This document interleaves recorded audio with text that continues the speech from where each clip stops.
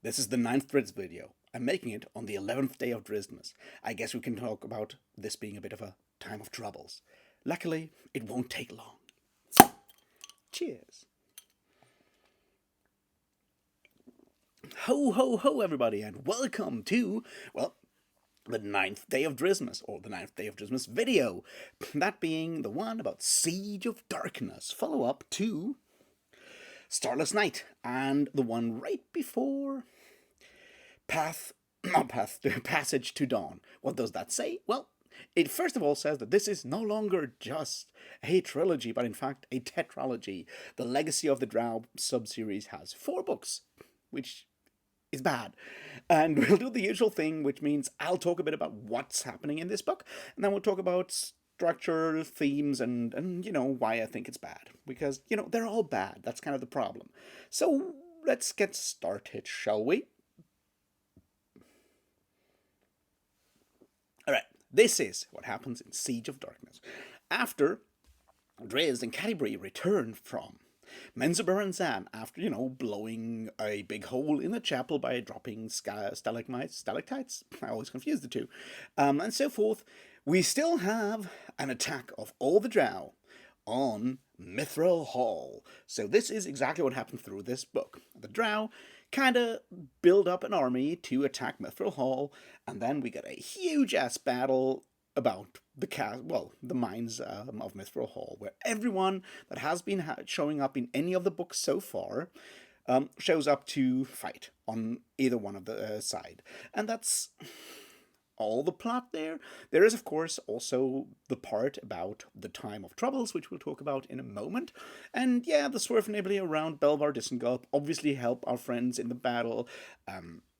The riders from Nesme show up, the people from Silverymoon show up, more barbarians show up, everyone shows up. And that makes for very little plot. There is set up for the next book, which shows us that Lolth, Spider Queen and Goddess, meets up with Ertu, a demon, and apparently really, really mad at Drizzt for accidentally banishing him back to the Abyss, and obviously the demon that didn't make any sense in Crystal Shard. They meet up, and Lolth promises Ertu a present that he can use to get Drizzt to bring him back to the material plane, which is apparently all that Ertu wants to do. That will be the setup for Passage to Dawn. So I will not tell you what or who that very specific prisoner and present might be. But if you paid attention to what happened in the Legacy, when a certain Yochlol, which is one of the weirdest monsters ever, dragged a certain barbarian into somewhere, you can guess. My point is, it's Wolfgar. We all know it's Wolfgar, and we'll talk about why next video. So yeah, basically that's all the plot there is. Is everyone runs to Mithril Hall, and there's a big battle, which the Drow lose, and then Drizzt and Catti decide to go on adventures, which is the setup for what comes next. It's boring as fuck. It has even less plot. It does have a lot of problematic ideas, though. So let's move on and talk about the structure and the D&D stuff and why it's bad. And then I can continue to my work in the Underdark, or, well, in this case, reading more Drizzt books. Well, the structure is the usual. It's 5 books, 5 parts, each with an introduction by Drizzt in first person, and a prologue and an epilogue. The prologue and epilogue kind of build around the whole, setting up the stuff between Lolth and Ertu. The first 2 parts, basically, of the story are about the time of troubles, which we need to talk about in a moment, stuff going wrong, and people in Menzoberranzan building up the army and so forth. And then it's the March of the Drow and the whole showdown, the battle, and everything in the rest.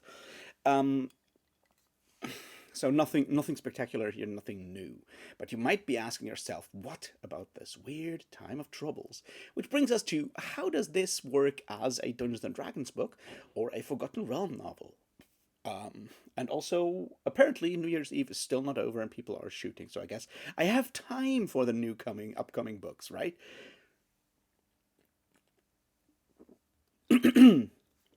Okay, in case you didn't hear that, there's people still lighting fireworks outside my room. Anyway, let's continue and talk about D&D. See, this one is not good as a Forgotten Realms novel or D&D novel. It does have a lot of combat, it does have a lot of magical items, and it does have a couple monsters, but nothing spectacular new. Yes, we get to see some more Mind Flayer, or, well, Illithids as they're called. We get to see some more Minotaurs, but we got some Minotaurs back in the last book. I didn't talk about them last time, but yeah, we got to see some Minotaurs. We get to see some demons who get names, but both the Glabrezu and the Baelor, or whatever they're called, had been mentioned before. We get to see Loth walk around in the Abyss, which is another plane, but we've seen planes before, so none of this is spectacularly new when it comes to the Forgotten Realms. There is, well, mention of Silverymoon, there's mention of, Nesme, all these places, but we heard about those before as well. So what is new is the Time of Troubles, and I think this is sort of where we can see where the R.A. Salvatore's Forgotten Realms are diverging further and further from the official TSR Forgotten Realms. And let's talk about the Time of Troubles for a moment. See, the Time of Troubles was a part of Forgotten Realms history that was covered in a trilogy and 2 additional books. That were published in 1989 to 1990. The 3 additional original books, basically, and then other books later. Never mind, it's not that important. And the Time of Troubles, however, is a great convulsion within the history of the Forgotten Realms. The Tablets of Fate, which have the names of the gods written on them, get stolen, get returned at some point. During that time, the gods have to walk on the material planes, or plane in this case, on Toriel, the planet that is the Forgotten Realms, and a lot of stuff happens. It's a bit of a chaos time for a couple of weeks or whatever. It's not that important. What it did at the time was usher in the next step of Forgotten Realms history, when TSRs shifted from Advanced Dungeons and Dragons first to Advanced Dungeons and Dragons second edition. So this is sort of what happens there to kind of make room for the next version of the rulebooks and the campaign setting and all the other stuff. That's what the Time of Troubles officially did at the time. In the same way that, with, was it 3.5 to 4th edition, they came up with the idea of the Points of Light setting, which I know very much nothing about, except that everyone hated it. But yeah, it's the problem that if you have to do, relaunches of your rule system, you kind of need to sort of also find reasons why people should buy a new campaign setting, even though they want to continue to play in the same world. So that's what happened back then. So it's like a trilogy of novels and a trilogy of adventures being published, adventure modules being published at the same time. It starts with Shadowdale, which I guess is one of the Dales in the Dale Lands, which is a part of the Forgotten Realms. Anyway, so that's what happens there. It's pretty significant in Forgotten Realms lore. As far as I remember, that's, for example, where Baal, the god of murder, walks the earth, and, which is sort of the backstory for the first Baldur's Gate and second Baldur's Gate video games. So all of this kind of stuff ties back to the Time of Troubles. And the Time of Troubles takes place during this novel, during Siege of Darkness, in theory. So how does R.A. Salvatore incorporate this massive thing where the gods walk as physical avatars or whatever on the physical world, get into all kinds of trouble, get into all kinds of combat and so forth? How does he incorporate all of that? What do we, in fact, hear about it in this novel? Well, not very much. So what we hear is that Loth comes to Ertu and wants Ertu to protect her city, Menzoberranzan, while she is otherwise occupied. So she knows in advance that the tablets will be stolen, or that the Time of Troubles will come. Which is interesting because, apparently Ertu knows so as well. So everyone knows, which is not how I remember the Time of Troubles. And as far as I know, Loth is not part of the group of evil gods that help steal the well, the Tablets of Fate. So that doesn't make any sense. It also kind of means, in theory at least, that Loth should actually walk around on the physical Earth or planet, on the surface, in the material world, possibly in the Underdark, and we'll come to that moment. But in theory, she has to run around somewhere and do god stuff on the material plane. However, there are several scenes where she still hangs out in the abyss, which is not a material plane in that regard. So we're definitely contradicting a lot of stuff here. Yes, there's one scene where Loth, or an avatar that everyone kind of thinks is Loth, walks into House Bayenri's compound and talks to people and then leaves again. And yeah, I guess. But that's very little in regard to the times of trouble. However, what happens on the surface, where people have to suffer through most of the consequences, well, all we get is a bunch of jokes about magic not working. See, during the time of troubles, a lot of magic doesn't work, especially clerical magic should not work, because magic in the Forgotten Realms or Dungeons and Dragons in general works like this: clerics pray to priests, priests give them magical powers and spells to do. It's a bit of a channeling idea in a way. You channel your god's will. So, for example, if if a paladin does not, or a cleric in fact does not actually do the things according to their to the tenets of their religion, their god could in theory cut them off so they can't do magic anymore. Which could happen. Never mind. My point is, obviously, when gods walk the earth, they can't do their job at providing power. So yeah, magic fails. How is this represented in Siege of Darkness? Well, we have one situation where magic goes awry and just goes wrong, which is when the dwarves have a competition who will be new high priest, because apparently Bruno's old friend Cobble, we remember the cleric who only showed up for the first couple of chapters of Starless Night, no, not even Starless Night, of the Legacy, and then was crushed by a spell, was, died, so they need a new high priest. And apparently, high priests are chosen by Brunner because they have to brew some holy water, which is, as we established, beer or mead or something in between, and then do some magic. So Brunner gets hammered. Apparently, dwarves constantly get hammered in these books. I don't know. And then the priests start casting spells and it goes wrong, which means the first one casts a spell of red light on his face, so his face is covered by red light, so he sees everything is red, so he thinks he has succeeded. And then the next one casts a spell and it goes wrong, and then we have some more hilarious things, like Harkle Harper, one of the, ridiculous wizards that are just there to make fun of. His eyes show up in the plays. It's all jokes and magic, slapstick, basically, which is not how I remember the Time of Troubles, which, I don't know. There's one or two more serious consequences. Guinevere, for a while, can't actually return to the astral plane because, Time of Troubles and stuff, and then we're done.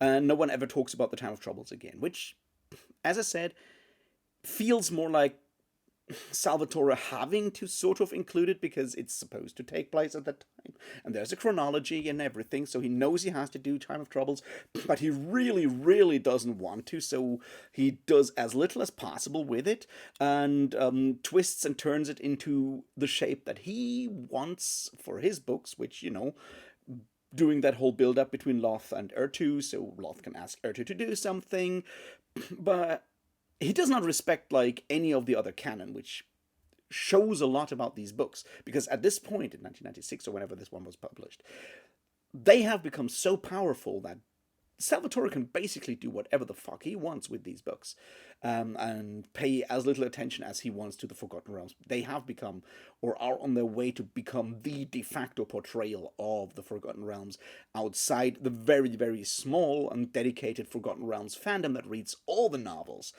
plays all the adventures, and still prays to Saint Ed Greenwood every evening, which are fewer and fewer people every year. But everyone else has just read these novels, so Salvatore can just hand wave stuff and push stuff around. And I think it's something we will see more and more of in future books. Because obviously there's another part here, which is we have the gods physically walk on the earth and have, their avatars. And now we wonder, how does that in fact kind of work with Drizztmas and talking about actually not having any gods, or there just being one god, and gods just being the reflection of his ideals. And he still mumbles about that in this book here, in one of these introductions to parts. Well, meanwhile, gods are part of the world. They are built into the world building, into how this setting works. They give power to clerics. Gods are real. Now, you as a reader or a writer might have different ideas about, the metaphysics of our own reality. But when Salvatore can't bring himself to actually take that seriously, that's where obviously Salvatore as a writer seems to struggle with the system of the world presented to him, the system or the parameters of the world that he has to work within. And that's a bit of a problem if your job is to write tie-in products for a specific universe that has specific rules. You're supposed to actually pay attention to them. But once again, because, Driz books at this point have become so powerful, he can just do whatever the fuck he wants and no one will stop him. Or he'll just move to a different publisher. And what happens at that point is something we talked about quickly in the introduction we did on Drizztmas Eve with Liam, so go back and watch that if you haven't. Anyway, so this is one of the things we see here. Now let's look at 2 or 3 others before we actually end this for tonight. The matriarchy, or what's going to happen to it. See, there's a long part in this, in the first part at least of this book. The first part's during the time of troubles, before the time of troubles. We get a lot of stuff about about Jarlaxle, and about Gromf, who is, of course, High Mage of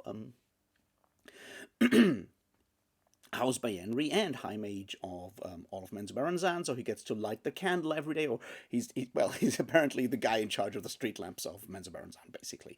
My point is, 2 men who are not happy with the matriarchy, and there's a lot of hints thrown our way that if the time of troubles kind of ends, and a lot of the, the chaos within Menzo Baranzan is become more, is more chaotic than it is right now, then that may lead to an end of matriarchy, which I think is a bit of an interesting case, because from the hints we're getting so far, it does not look like, those people, the High Mage, Jarlaxle, and possibly others, will then institute a gender equal society, but they'll just establish a patriarchy, I guess. I just find it interesting that the solution seems to be men taking over, because obviously women can't be trusted because all they do is intrigue against each other, which is a negative stereotype. We've heard about women before, haven't we? Now, obviously, we'll have to look at it again in later books when it comes up, although, to be fair, not much of it will come up in the next books that we'll cover this Drizztmas, so I'm a bit speculating here. I'm just saying the way it is written feels off, because it's more like, hey, let's turn the system from one into its opposite, not in like actually finding a way forward here. So that's one of the things that I wanted to point to, the way that throughout these books, and it's something we've seen with the Wheel of Time as well, while women are supposedly in power and do powerful things here, as I said, the Wheel of Time, it is still men who need to kind of save their bacon, or save their asses every time their miscalculations have led them into all kinds of chaos, which is why it's Bergignon, son of Matron Bayenri, who still doesn't have a first name, actually is the one who decides to, take his troops back from the surface at that point. It's Jarlaxle, it's Gromf, it's the reasonable men, and not the spiteful, evil, cruel women. Like, obviously, technically, all of these people are evil and drow and so forth, but it still leaves that weird taste in my mouth when I'm reading that. It's like, so why are all the men sensible and all the women evil and irrational? Haven't we heard that idea of women being irrational and men being rational before? Yes, we have. Somewhere? Well, in a lot of places. All the way back since Aristotle, basically. And, yeah, I don't know. It's that way of describing a matriarchy, or describing powerful female characters, or strong female characters, supposedly strong female characters, while, well, disempowering them at the same time, that I find troubling. But this is once again very much, we're talking about the mid 90s. This is the time of books about men being from Mars and women being from Venus, and why women can't drive cars and men can't do whatever it was. So that idea that of that very strict gender binary is having a bit of a resurgence at the time. So it fits into that zeitgeist, but it's still bad, and we should be aware of it. Now let's look at other aspects. Now, we've spoken about the idea of Drow being racist. And of course, there's all kinds of Drow being racist elements in there. Some elements are more Orientalist, some are full on racist in the very specific American white against black context. We've spoken about how Jalaxley, with all his bling, is very much a negative stereotype or caricature of black American gangsta rap and gangster lifestyle of the 90s. We've also, well, we haven't yet spoken about another one. It's the weapon master of the second house of Menzoberranzan, Baranzan, and I have luckily forgotten his name again, which is good. But he's described as the tallest drow in all of Menzoberranzan. Baranzan. He's like 6 feet something tall, and he's muscular, and he has gold earrings, and he has pierced his cheeks and has put like gold spikes in it, and he's a savage. He's literally described as a savage who is brutal. He fights with a trident. It's all the most incredibly racist stereotypes you have ever seen about African people or black African people put into one character, and that's unnecessary. It's wrong, and it's racist as fuck. He gets killed, so, well, I guess that also has to happen. It's just one of those points where even within an already racist depiction of an entire culture, Salvatore finds a way, and this is, once again, this is not something he takes from the Drow depiction of the source material. He comes up with that character and thinks that's a great idea of having that character, with his pierced cheeks and his earrings and his pierced nose and his bulging muscles, and he's like 6 foot something tall, and he's a fighter, and he likes to eat people raw, and we have cannibal fucking stereotypes in this character. It's like, why do we need that? And the answer is we don't. But it's part of how Salvatore writes. He's lazy in these books. He just puts stuff in to fill them at this point, and he's casually cruel and casually racist, because you could get away with this in the 90s if you wanted to. Because we had defeated racism, because, people could actually vote, at least sometimes, if we let them, or the Americans let them vote, and so forth, and could, in theory, go to the same schools and the same, universities. So obviously it was fine to make jokes about them again, right? It is frustrating. It's incredibly frustrating, because these are the bits that are completely unnecessary. They are not tied to what is still part of the racist heritage of Dungeons and Dragons as a whole. This is just purely on one person, that being Bob Salvatore.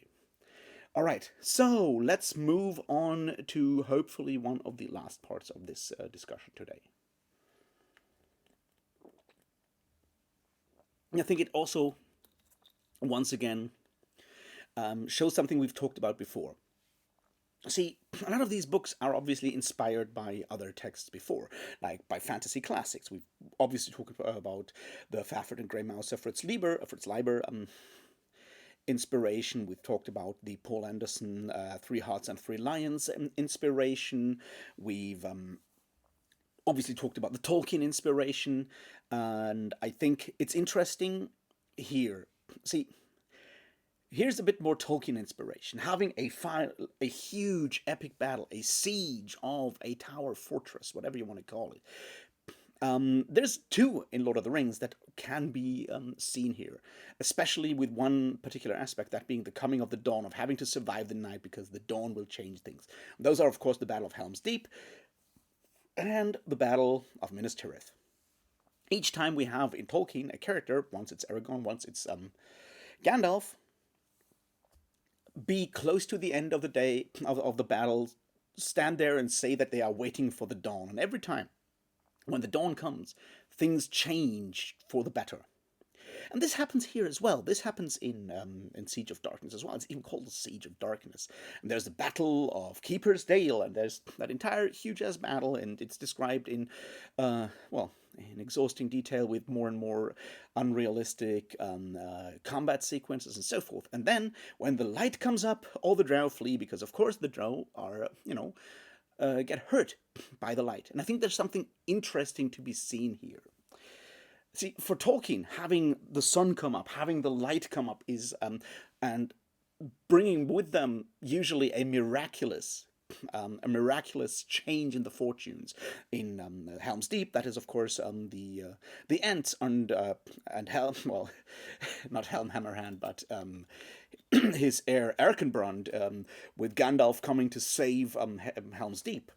And during the Battle of Minas Tirith, it's of course Aragorn and the Grey Company and everyone from the south taking the ships of the Corsairs of Umbar sailing up the Anduin River. The point is, it is tied to the dawn, because for Tolkien there's a concept called eucatastrophe, which is the opposite of a negative catastrophe, which I guess he would have called cacocatastrophe. Does that make sense? My Greek is pretty broken. My point is, the U in this is the same U as in Euphoria, which means something positive. An unforeseen event that is very positive. He ties that to fairy tales, or in his essay, The Fairy Stories, and something he wants to have in fantasy stories, in fairy stories in general, because he ties them to Christianity in that regard. He even calls, the resurrection of Jesus Christ, possibly, or the Christian story in general, the most powerful eucatastrophe ever. My issue here is that is a very specific, very mystical, spiritual experience.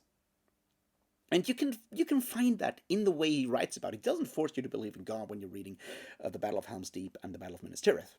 Not at all. But the dawn comes up, and the dawn just signifies this new thing. It brings light, and it brings a change. It does do that in a very subtle way.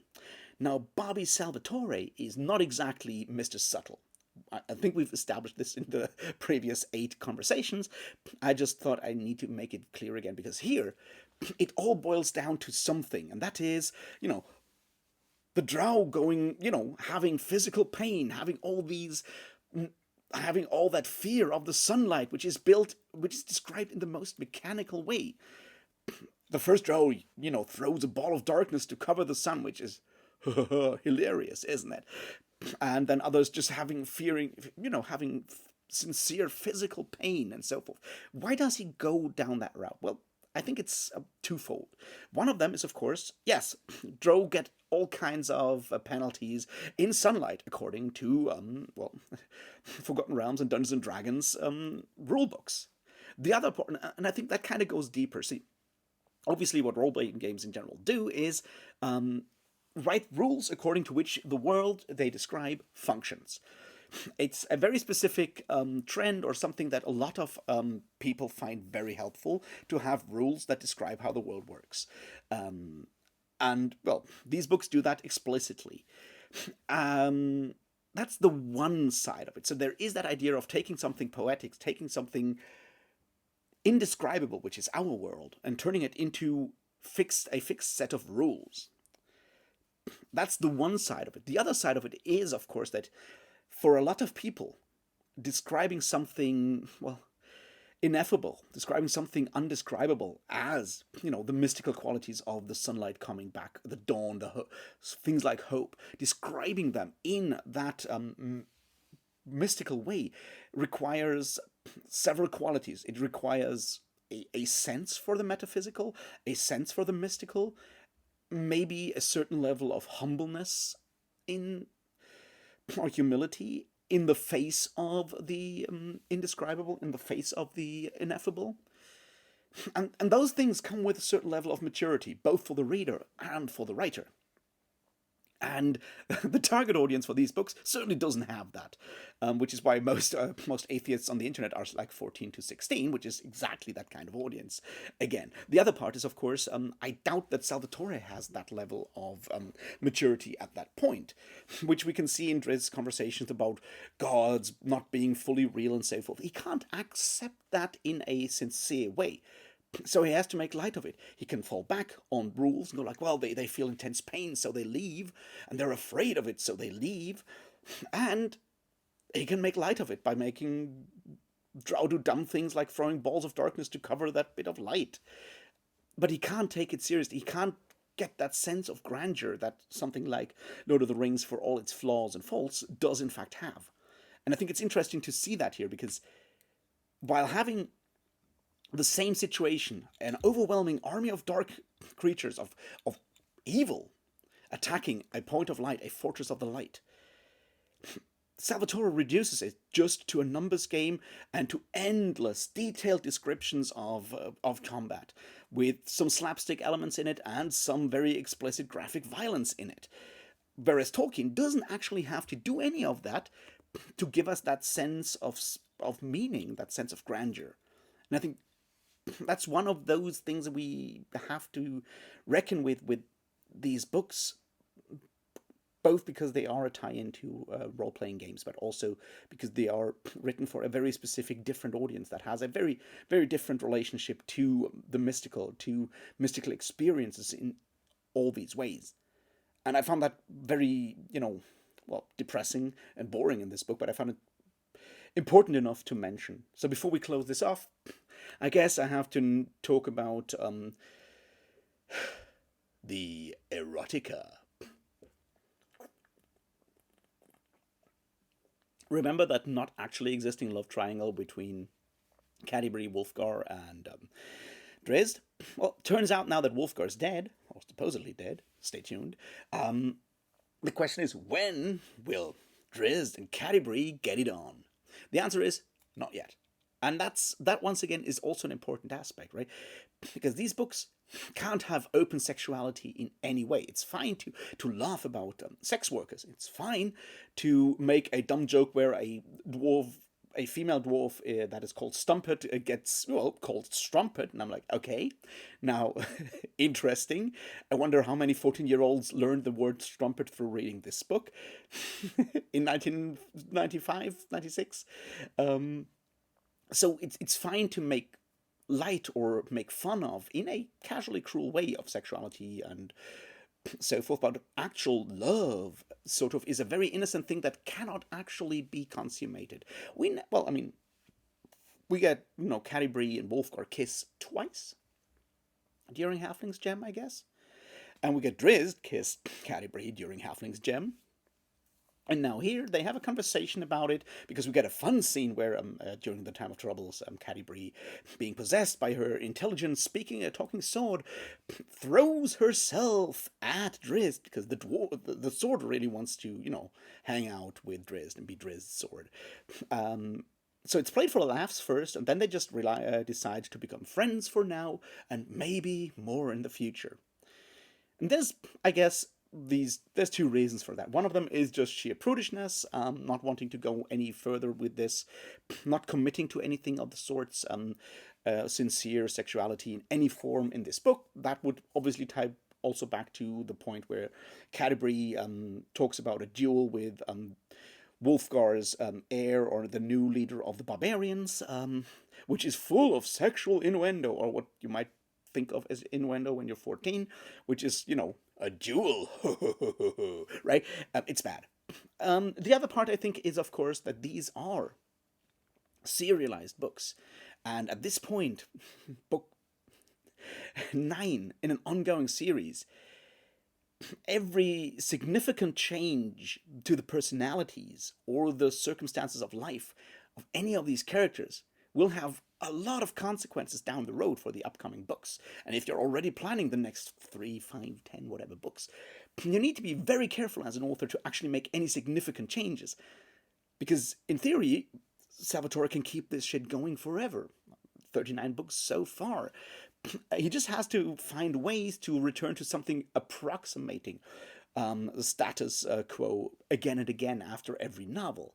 And having two characters actually commit to a relationship is something difficult, which may be one of the reasons why Wolfgar had to die in the Legacy, because having those people married would lead to all kinds of problems.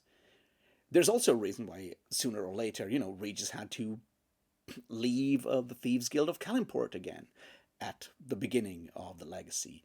And there's another reason here why, there's suddenly another possible king for Mithril Hall, which is Brunner's old, is it called Bangaluk or whatever his name is? The founder of Clan Battlehammer shows up at the end of this book, because we need to get Brunner out of out of Mithril Hall sooner or later, because otherwise we can't have our companions going on adventures in the future. We need to keep those people on the road, and every change that is significant will make that harder. So these are most of the things I found interesting or relevant here. Nothing that has been that showed up in any of the previous books is changed here. All the usual problems remain, which makes reading these more and more tiring, and leads to me taking like 2 hours or 3 hours before I can actually record, because I'm just like procrastinating so hard. This is definitely an exercise in futility. It's also an exercise in perseverance on my part. I hope you're appreciating that, and I'll see you tomorrow when we talk about, well, at least Passage to Dawn, possibly also the Silent Blade. We will see. Anyway, that's that. Thanks for watching. Cheers.